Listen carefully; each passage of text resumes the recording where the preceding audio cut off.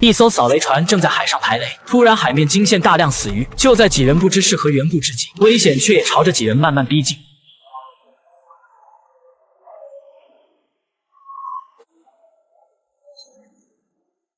哥斯拉的突然现身，吓得船长连忙掉头跑路，可是哥总却也一直尾随其后。眼看他就要追上船只，几人急中生智投放一枚水雷。就当哥总靠近水雷之际，船员急忙启动手中引线。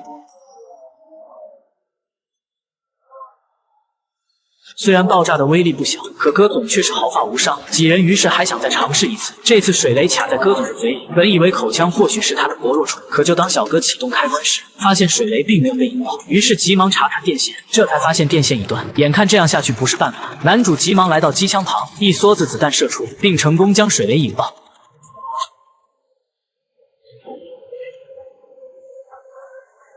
可就当大家